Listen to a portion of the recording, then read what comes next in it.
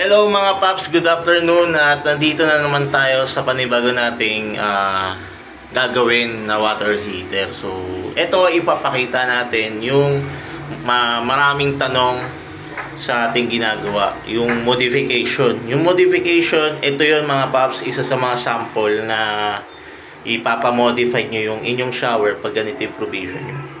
So, meron tayo ditong mixer, yan.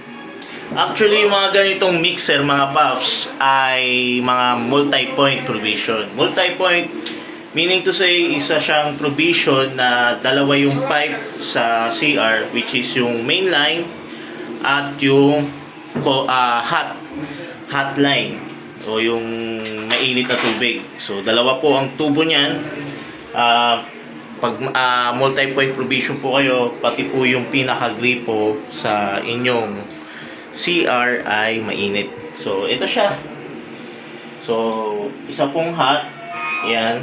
At isa pong cold. So, kaya po tayo magmamodify dahil sa kadahilanan na ito po ay lalagyan ng water heater. Pag nilagyan kasi ng water heater na standard installation lang, ang labas po nito ay single point lang. Yung single point is hindi siya multi-purpose o multi-point na mainit sa kanyang CR. So, ang nalagay po natin dito ay single point.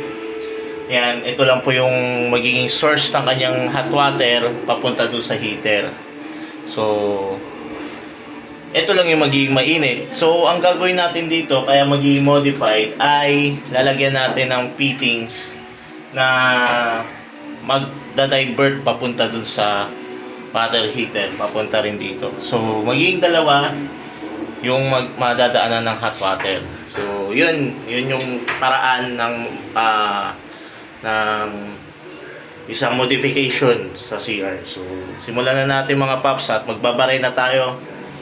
Shoutout nga pala kay Sir sa almost 2 years, 3 years na rin siguro yung simula nagpa-install siya sa akin doon sa kabilang bahay niya, at tayo pa rin yung pinagkatiwalaan niya para i-install yung kanyang water heater dito. So, nilipat lang natin dito sa bagong bahay niya. So, congratulations kay Sir sa kanyang achievement at may bagong bahay siya. At syempre, maraming salamat pa rin po, at ako po pa rin ang inyong pinagkatiwalaan na install yung inyong water heater. So, simulan na natin mga paps. Let's go.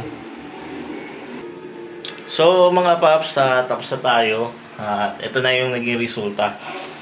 So, yung ganitong mga provision, inulit ko mga paps, is pang multi-point po. Pag may nabili po kayong ganitong shower at single pipe lang po yung naka-install sa kanya, tapos pagpapalagay po kayo ng water heater,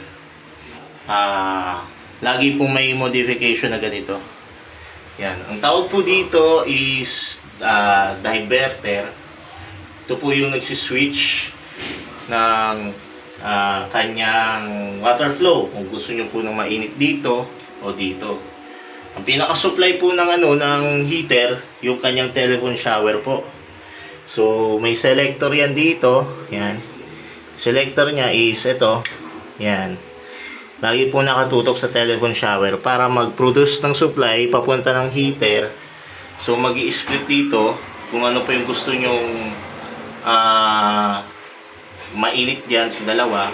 Kung ito bang telephone shower o yung kanyang rain shower. So, may inilagay rin tayo ditong bypass. Itong bypass na to ay nakakonect sa pinaka-pipe. Yan. Pag gusto nyo po ng malamig na tubig, lalabas po dito yung malamig, at yung hot water po ay dito po. Yan, papasok dyan. So, bubuga po yan. So, yun lang mga paps, no? Maraming salamat nga pala kay Sir sa kanyang pag-avail ulit sa atin ang ating magandang service. Tapos, congratulations sa inyo Sir sa na-achieve nyo ngayon. Almost 3 years kaming hindi nakita, at ngayon natutuwa po ako dahil meron po akong mga kliyente na nag-grow at yun, naka-achieve ng ganitong bahay. Sana tayo rin, no, someday. So, yun lamang mga paps. At ako nga pala si Onin, lagi magsasabi sa inyo ng stay safe, Stay healthy and drive safely. Ingat.